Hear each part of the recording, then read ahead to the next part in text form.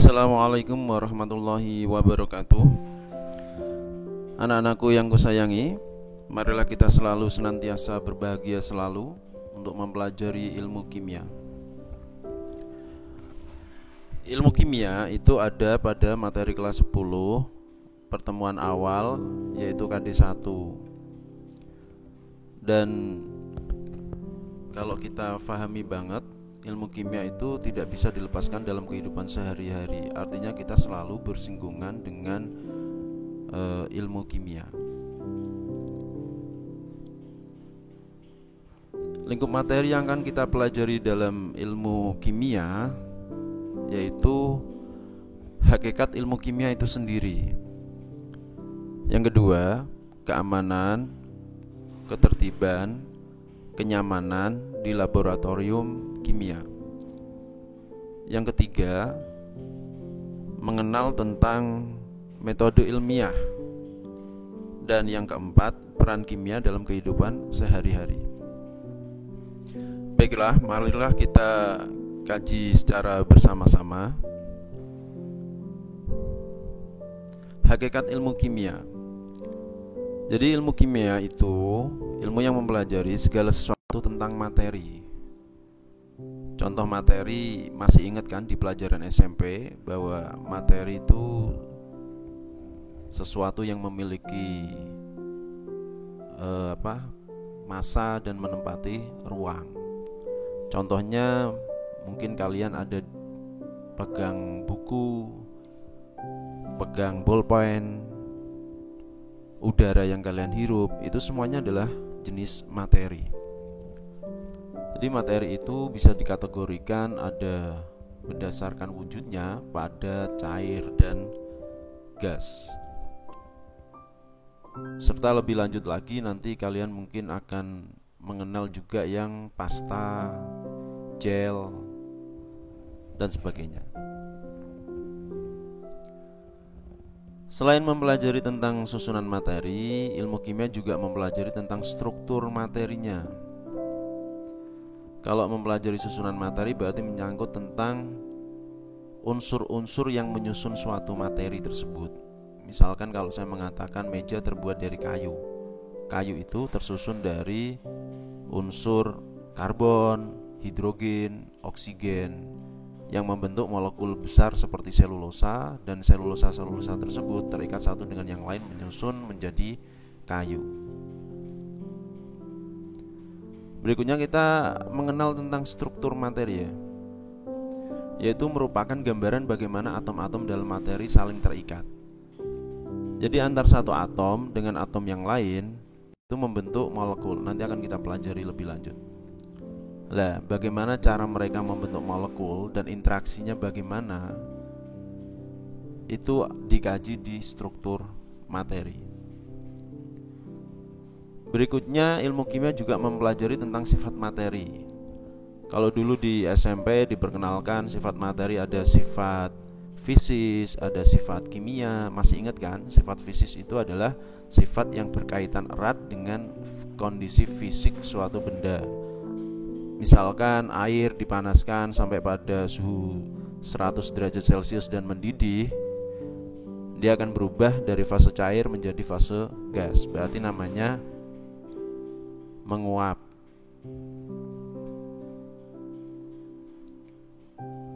Selain mempelajari tentang sifat materi yang tadi sudah saya sebutkan, ada sifat tersebut juga mempelajari perubahan materi. Perubahan materi itu ada perubahan fisik dan ada perubahan kimia serta ada perubahan nuklir. Nah, yang terakhir perubahan nuklir itu tidak dikaji di dalam ilmu kimia. Yang nanti spesifik yang dikaji dalam ilmu kimia adalah perubahan kimia. Tapi alangkah lebih baiknya kita mengenal perubahan tersebut masing-masing. Jadi kalau perubahan fisik itu perubahan yang tidak menyebabkan atau menghasilkan zat baru. Misalkan kayu dipotong, itu tidak menyebabkan menjadi zat baru. Kayu ya tetap kayu, tapi ukurannya menjadi lebih kecil karena dipotong. Terus perubahan kimia itu contohnya adalah pembuatan tape. Kan dari molekul karbohidrat. Misalkan pembuatan tape ketan, itu kan molekul karbohidrat yang mengalami fermentasi berubah menjadi alkohol. Dan glukosa. Jadi ada rasanya manis itu kan karena ada glukosanya. Dan ada aroma harumnya, itu aroma alkohol. Berikutnya, ilmu kimia juga mempelajari tentang energi. Jadi dalam perubahan kimia itu pasti disertai energi, baik perubahannya bersifat eksoterm maupun endoterm. Nah, itu nanti akan dipelajari lebih lanjut. Yang namanya ekso berarti dia melepaskan panas. Misalkan fermentasi itu melepaskan panas. Yang endo berarti dia menyerap panas. Misalkan fotosintesis. Klasifikasi materi.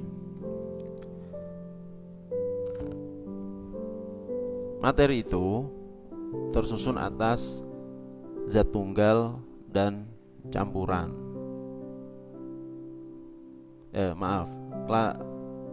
Materi itu dibedakan atas zat tunggal dan campuran. Zat tunggal dibedakan atas unsur dan senyawa. Nah, kita mengenal dulu nih zat tunggal. Tadi ada unsur, ada senyawa. Unsur itu zat tunggal yang dengan reaksi kimia, saya ulangi lagi, zat tunggal yang dengan reaksi kimia sudah tidak dapat disederhanakan lagi. Tapi kalau dengan reaksi nuklir masih bisa. Sedangkan senyawa itu adalah zat tunggal yang dengan reaksi kimia bisa diuraikan lagi menjadi unsur-unsur penyusunnya. Contoh dari unsur adalah besi, tembaga, hidrogen, oksigen, gitu kan. Tapi kita tidak menemukan dalam kehidupan sehari-hari oksigen itu berdiri sendiri. Pasti dia dalam bentuk molekul unsur. Hidrogen juga demikian. Di lingkungan kita ketemu hidrogen, gas hidrogen itu dia berupa molekul unsur. Berikutnya tentang senyawa. Senyawa itu contohnya adalah H2O, air.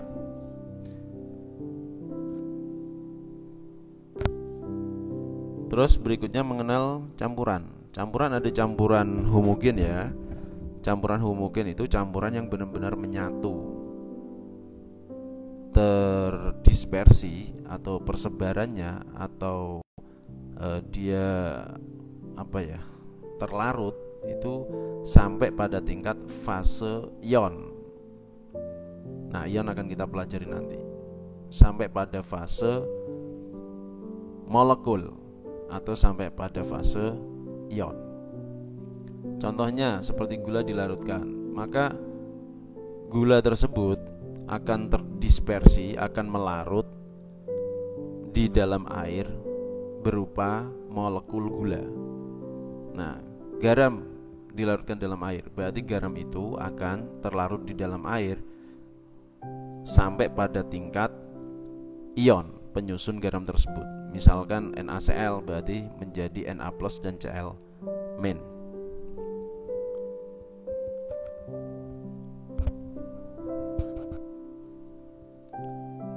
Campuran heterogen. Nah, kalau campuran heterogen berarti dia tidak sampai terdispersi pada tingkat terkecilnya. Contoh bakso. Bakso itu kan berupa campuran, ada airnya, ada soun, bakminya, dan ada mungkin dikasih saus dan sebagainya. Maka dia kan tidak tercampur merata, di tiap titik bagiannya kan pasti beda. Kita akan ketemu mungkin mie sama air, ketemu baksonya sama air dan sebagainya. Itu artinya kan tidak merata. Dibedakan atas koloid dan suspensi. Kalau koloid itu seolah-olah, Jadi secara kasat, secara mata kita melihat seolah-olah itu tercampur merata gitu. Tapi dia tidak terdispersi sampai di tingkat molekul, sampai di tingkat terkecilnya, enggak. Misalkan susu, santan dan sebagainya. Saus yang kita bicarakan tadi itu juga merupakan campuran yang dalam fase heterogen, koloid. Terus kalau bakso tadi yang kita maksud, ya bakso, es campur, terus es dawet dan sebagainya, itu masuk kategori suspensi karena benar-benar campuran itu ya tercampur tapi tidak merata.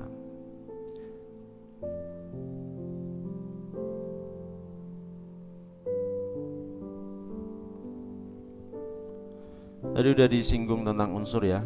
Jadi unsur adalah materi yang paling sederhana.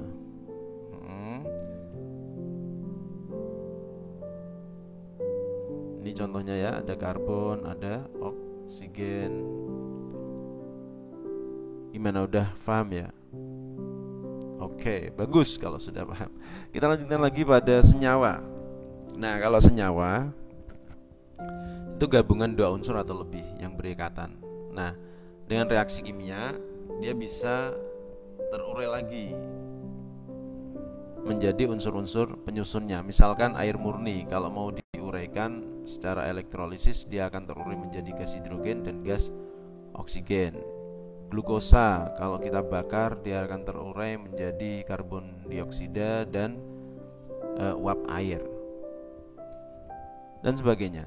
Jadi ciri yang paling gampang berdasarkan teks, kalau unsur itu dia berupa tersusun atas satu huruf besar. Ini kalau secara teks ya, diikuti satu huruf kecil atau hanya satu huruf besar. Tapi kalau senyawa itu pasti lebih dari satu huruf besar. Nah ini kan hanya besar satu ya kan, O-nya besar 2, ini C-nya besar 1, H-nya besar 1, O-nya besar 1. Nah berarti ini menyusun senyawa.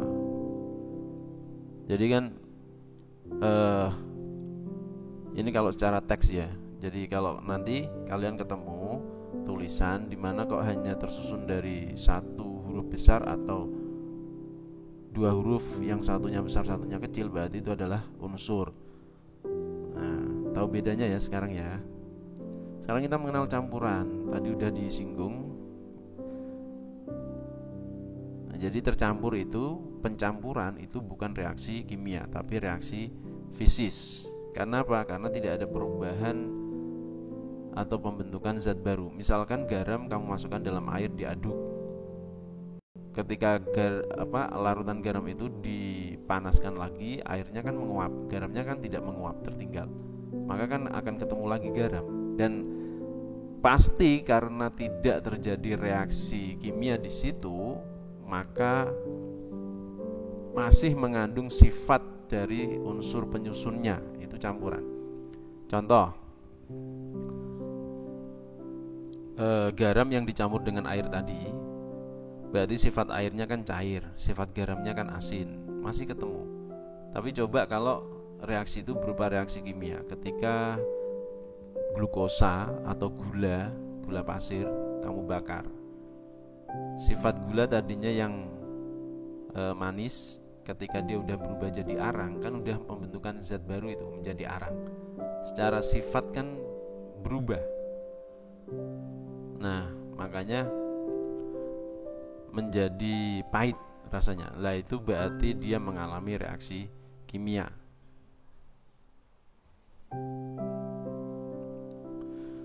Oke, lebih spesifik lagi untuk mengenal atom. Atom itu apa sih? Nah, kalau tadi kita mengatakan unsur, lah atom itu adalah bagian terkecil dari suatu unsur. Itu namanya atom. Misalkan satu lempeng tembaga, berarti kalau kita potong-potong sampai pada ukuran paling kecil, maka itu adalah namanya atom tembaga. Jadi dari lempeng tembaga atomnya ya tembaga juga. Nah, sampai ukuran terkecil itu masih memiliki sifat dari tembaga tersebut. Kalau molekul itu misalkan air ya, yang sering kita ketemui kan air. Molekul itu bagian terkecil dari senyawa. Itu namanya molekul, dari persenyawaan. Misalkan air 1 liter. Itu kan tersusun dari banyak sekali molekul air. Sekarang udah tahu bedanya ya antara atom dan molekul.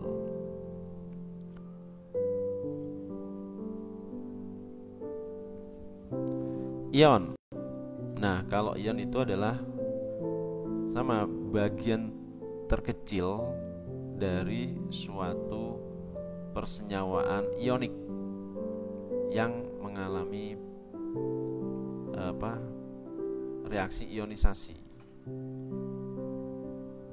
Contoh tadi garam yang dimasukkan dalam air.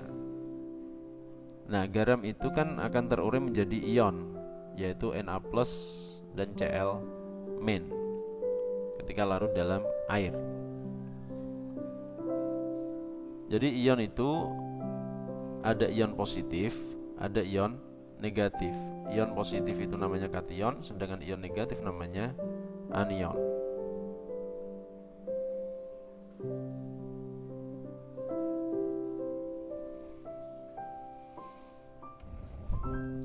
Bagaimana? Udah paham ya? Jadi kita mengenal partikel. Partikel itu ingat apa? Bagian terkecil dari suatu zat. Itu saya ulangi lagi. Kalau dia unsur, berarti partikelnya adalah atom. Kalau dia senyawa, partikelnya adalah molekul. Berikutnya, kalau dia adalah senyawa ionik, nah ketika dilarutkan dalam air, partikel terkecilnya adalah ion.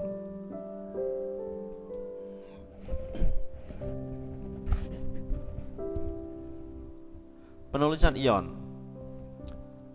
Jadi saya anggap kalian sedang memegang tabel SPU. Di situ sudah ada simbol-simbol kimia ya. Nah, ada apa itu? Unsur-unsur kimia di situ. Tabel SPU, tabel sistem periodik unsur. Nah, kita ini mengenal dulu ya. Yang namanya ion positif, ya kan?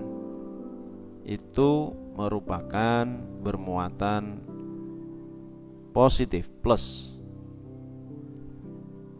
Sedangkan ion negatif muatannya adalah min. Kenapa bisa membentuk muatan? Nah, sebelumnya kita pahami dulu. Ada proton, ada neutron, ada elektron. Ini dikaji lebih lanjut nanti ya. Kita yang penting kenal dulu. Dalam suatu atom itu ada proton, ada neutron, ada elektron. Nah, ini ilustrasinya yang akan nanti kita pelajari di pembahasan ikatan kimia dan di atom. Nah, jadi belajar kimia memang step by step ya. Ini intinya pengenalan dulu. Lanjut ya. Perbedaan unsur dengan senyawa. Sedikit sudah saya singgung tadi ya. Kalau yang namanya unsur berarti dengan reaksi kimia sudah tidak dapat diuraikan lagi. Tapi kalau dia senyawa, dengan reaksi kimia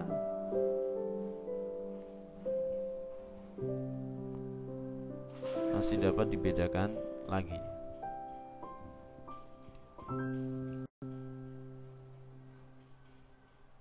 Unsur itu partikelnya adalah atom, sedangkan senyawa partikelnya adalah apa tadi?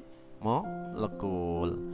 Terus komponen penyusun dari partikel suatu atom ya, itu adalah proton, neutron dan elektron. Sedangkan penyusun dari suatu senyawa itu adalah atom-atom penyusunnya. Jadi seperti air itu kan tersusun dari apa tadi?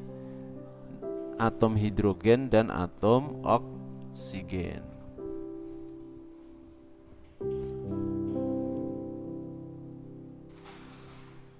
Perbedaan senyawa dengan campuran.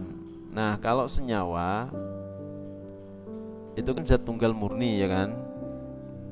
Tapi kalau campuran itu gabungan dari zat tunggal.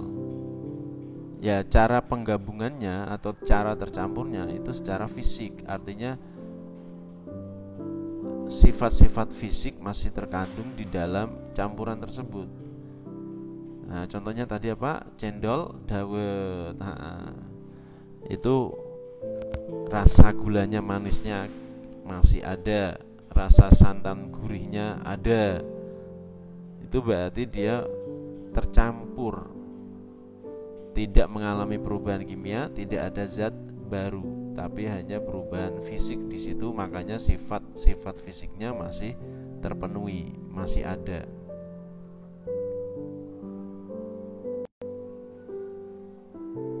Senyawa itu memiliki rasio penyusun yang tetap.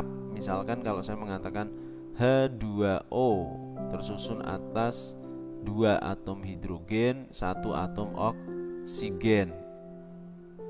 Baik di Indonesia, di Amerika, di Cina, dimanapun berada ketika ketemu yang namanya air, maka penyusunnya tetap, yaitu H atom hidrogen sebanyak 2 dan atom oksigennya 1.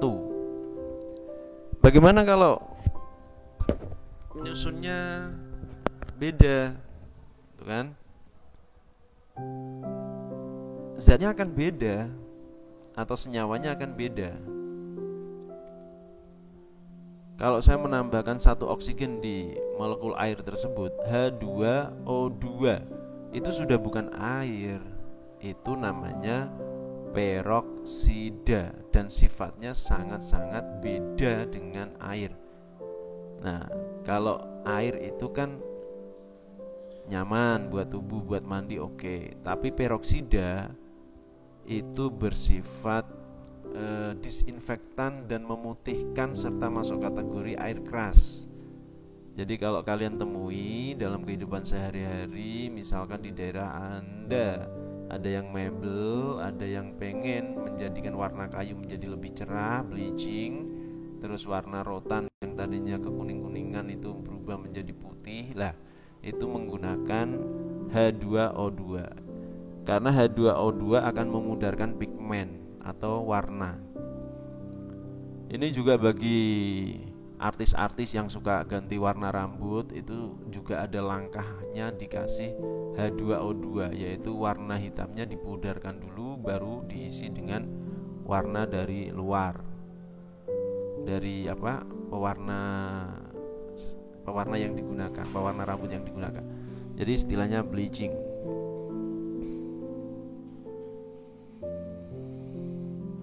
Bagaimana? Udah paham kan antara perbedaan senyawa dan campuran?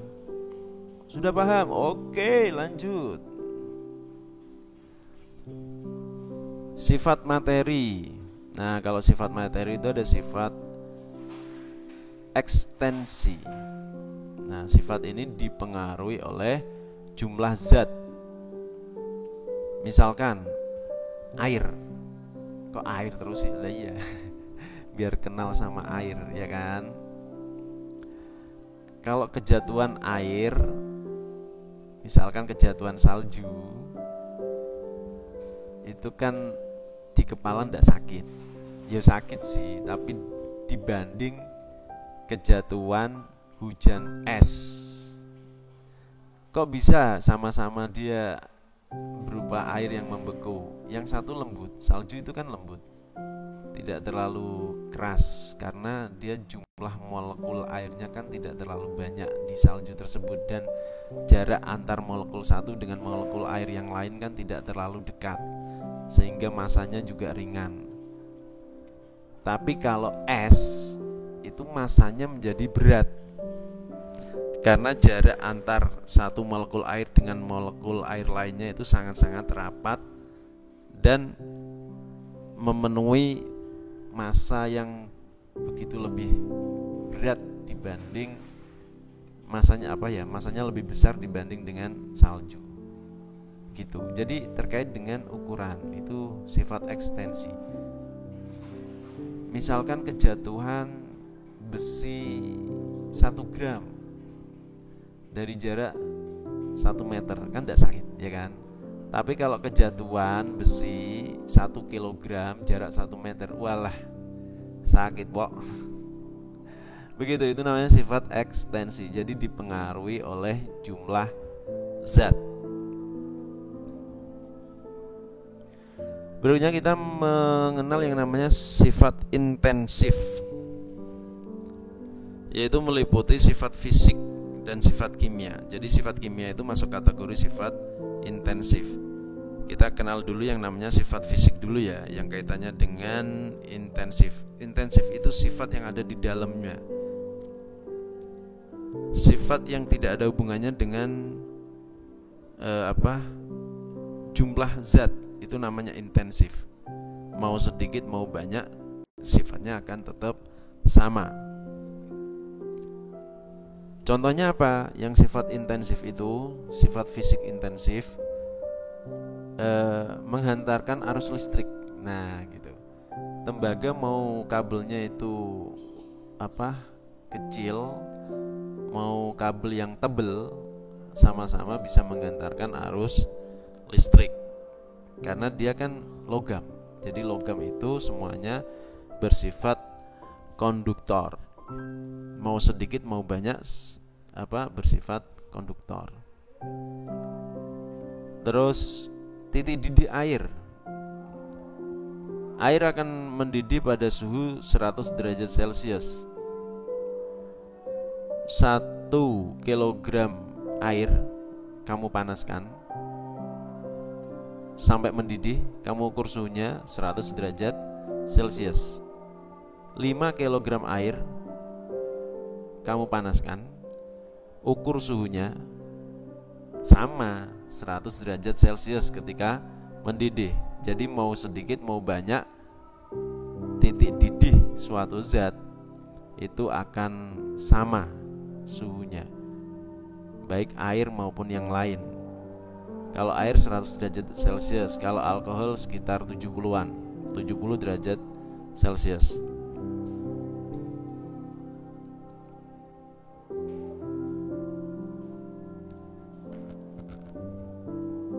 Bagaimana dengan sifat intensif kimia?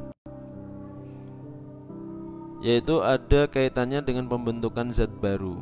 Jadi ini sifat dalam ya.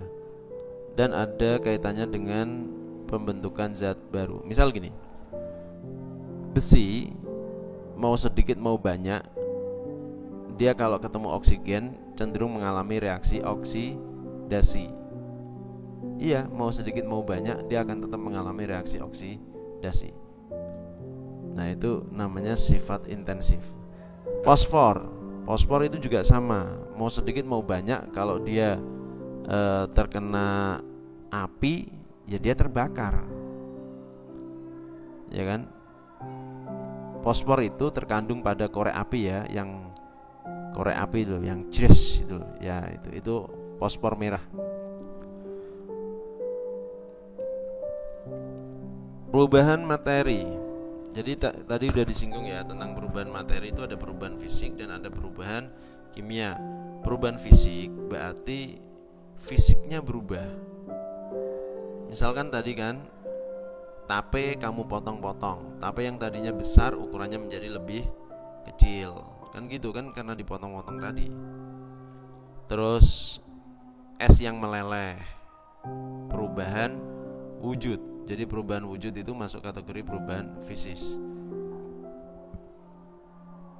Sedangkan perubahan kimia itu berarti menghasilkan zat baru. Besi berkarat, kayu terbakar, bom meledak, nasi menjadi basi. Terus fotosintesis dan sebagainya.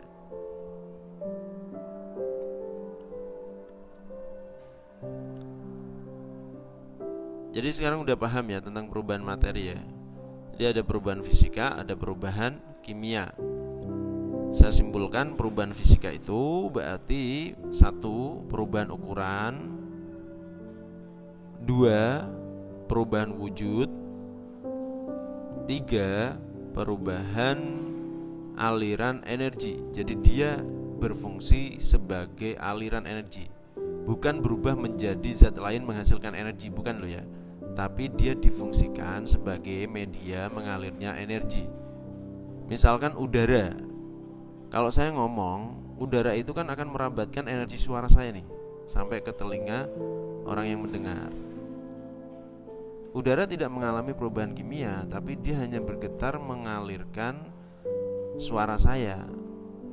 Nah, getarannya itu membentuk gelombang, namanya gelombang longitudinal. Terus contoh lain,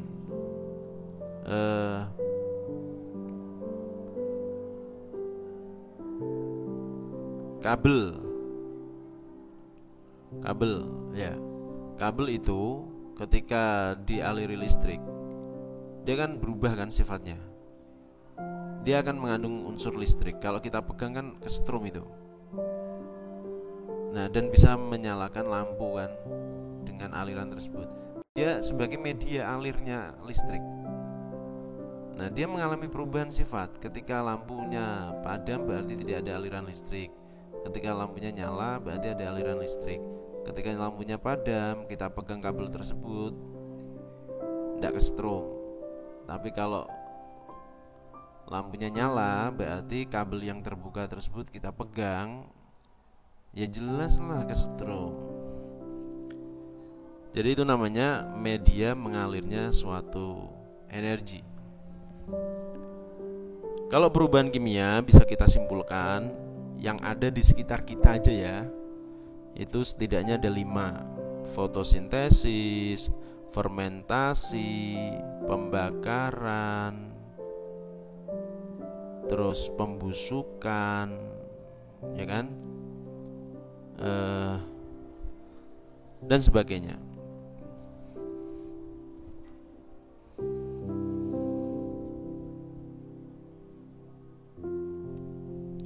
Sekarang kita mengenal yang namanya metode ilmiah. Dalam ilmu kimia kita mengenal metode ilmiah. Apa sih metode ilmiah?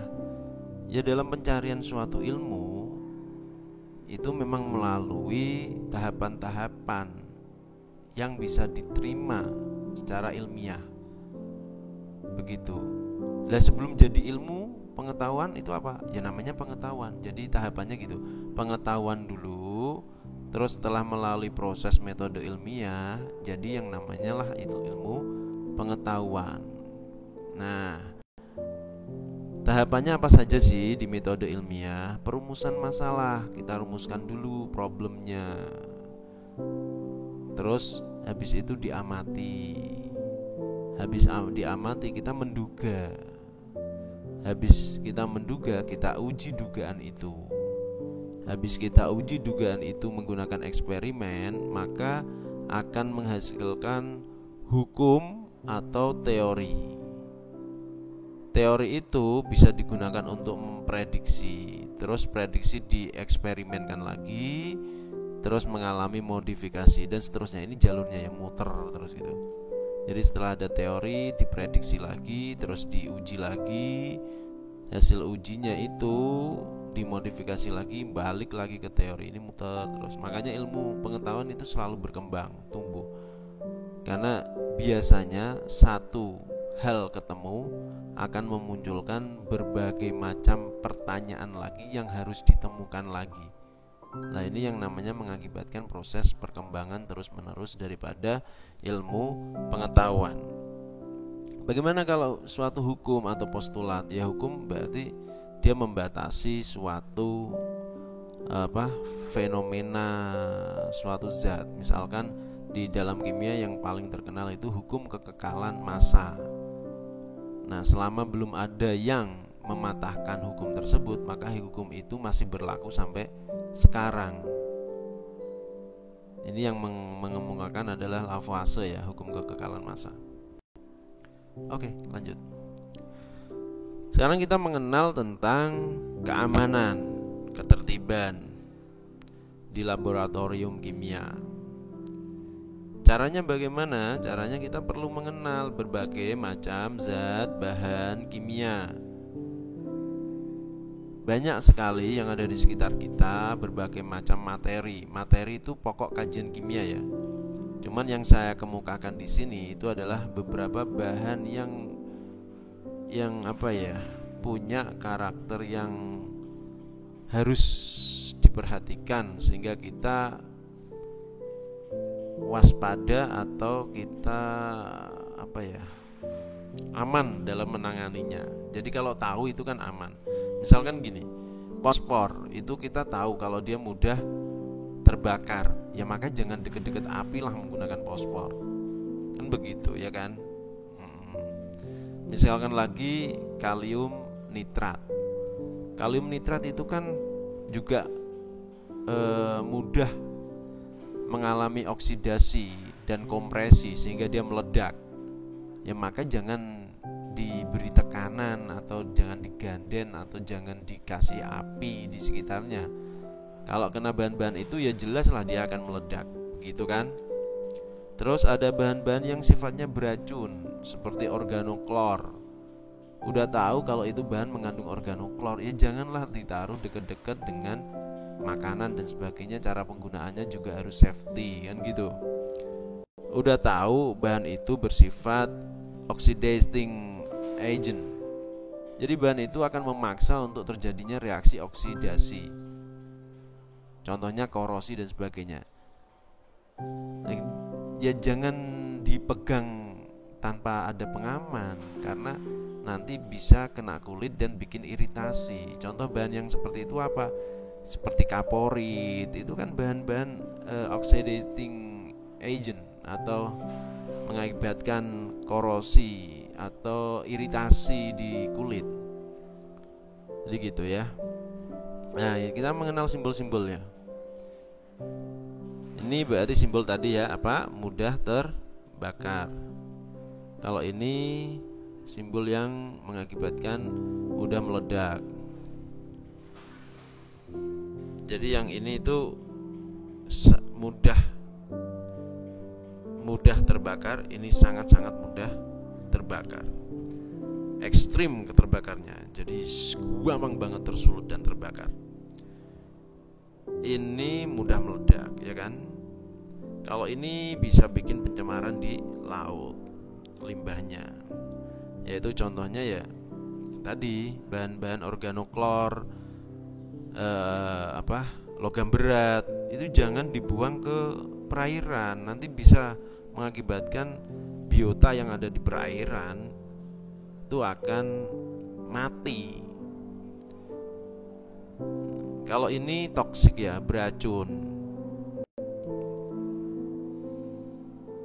Kalau ini itu simbol nuklir, jadi dia memancarkan radioaktif atau dipelajari di radiokimia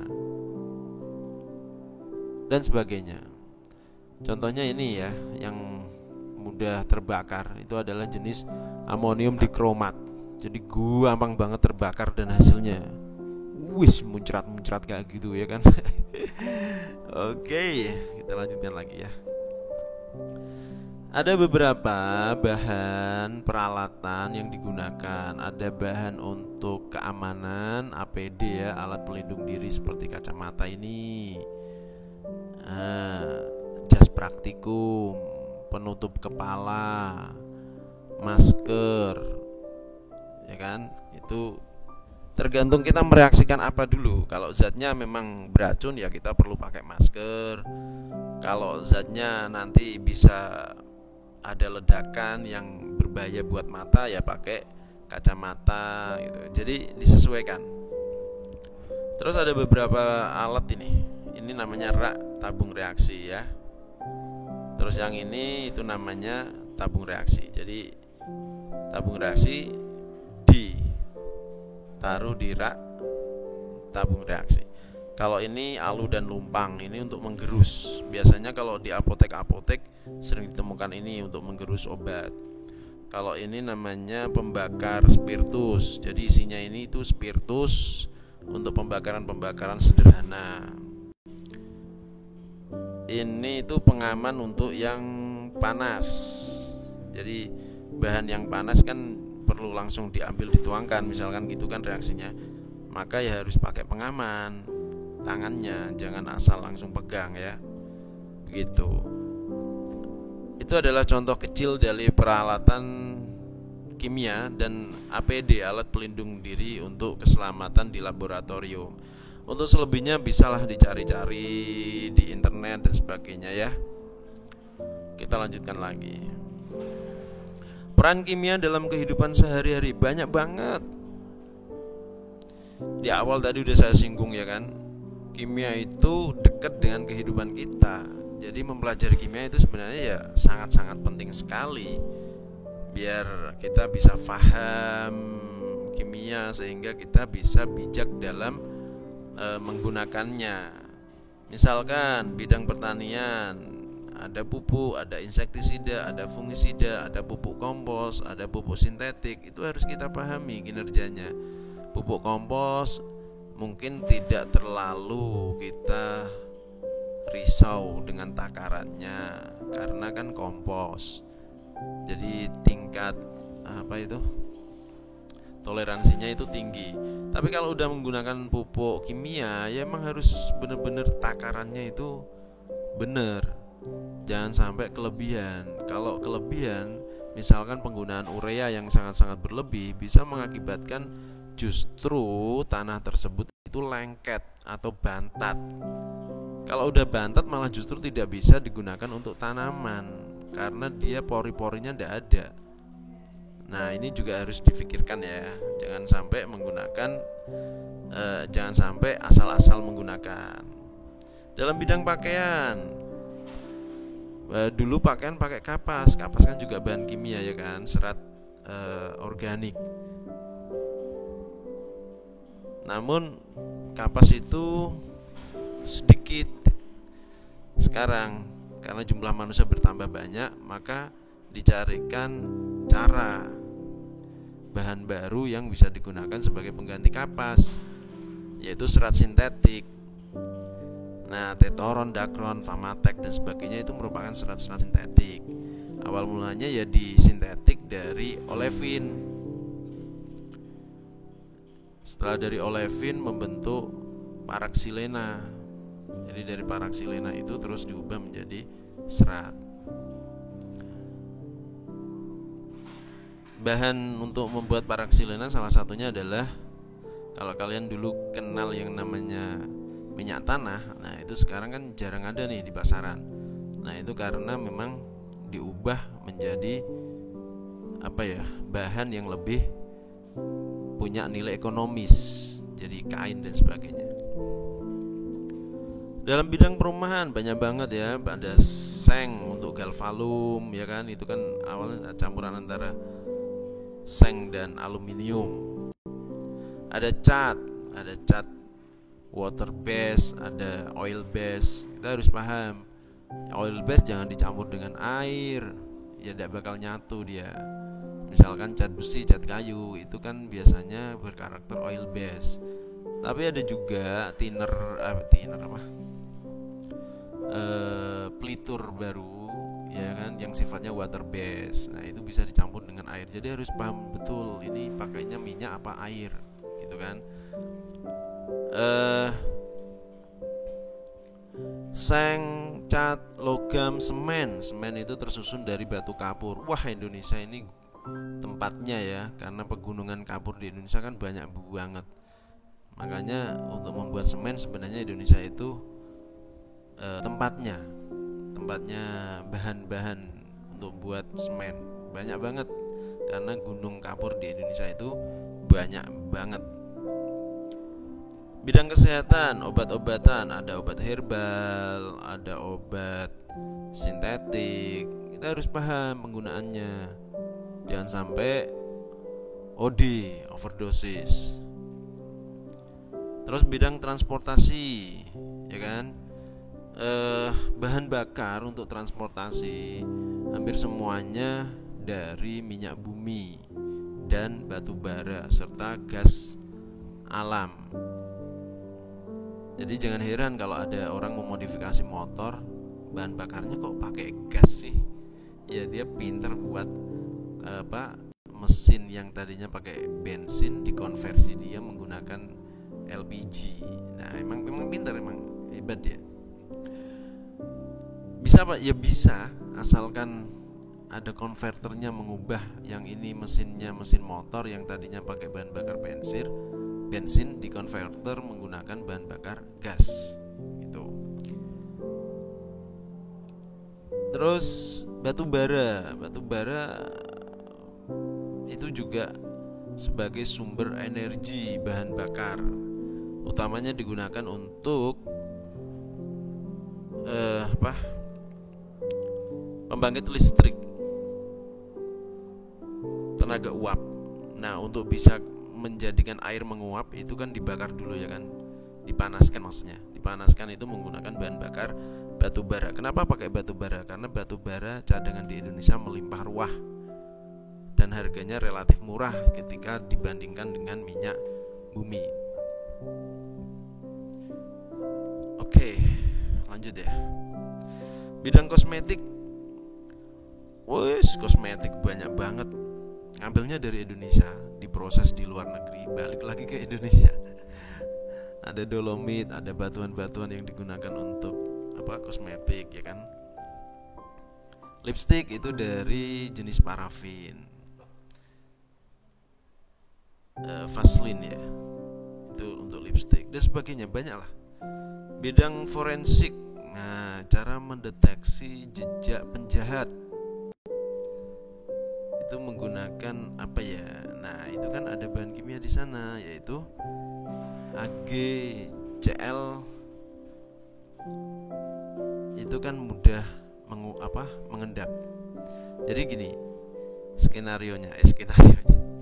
ceritanya, sidik jari itu kebaca. Setiap orang megang sesuatu pasti ada garam yang ditinggalkan di sana, yang tercampur di air keringat.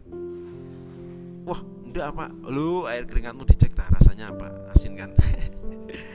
Nah, itu ada garam yang tertinggal di benda yang dipegang. Karena dia NaCl, maka dia larut di air. Nah, ketika dipindahkan untuk bisa tampak, maka perlu ditambahkan yang namanya AgI, perak iodida. Perak nitrat kalau tidak salah. Terus perak nitrat, dan nanti Ag akan bersenyawa dengan Cl, bentuk AgCl. Nah, AgCl ini nanti akan tampak membentuk serat-serat sidik jari. Baru sidik jari itu dicocokkan dari sidik jari orang-orang. Makanya kan kalau kita buat KTP itu kan ada sidik jari yang dicek gitu. Bidang industri pangan, banyak banget. Urea sendiri itu sebenarnya kan awal mulanya sih memang organik, tapi sekarang sudah disintetik dari olefin juga. Bidang seni, kalau seni itu biasanya mainnya apa sih? Cat-cat warna ya, cat. Ada pewarna yang bersifat glow in the dark. Nah, ini namanya gejala phosphorescence, seperti pada gambar ini ya. Itu phosphorescence. Itu warnanya bisa memendar. Jadi kayak memancarkan warna gitu. Itu istilahnya dalam kimia, memendarkan warna.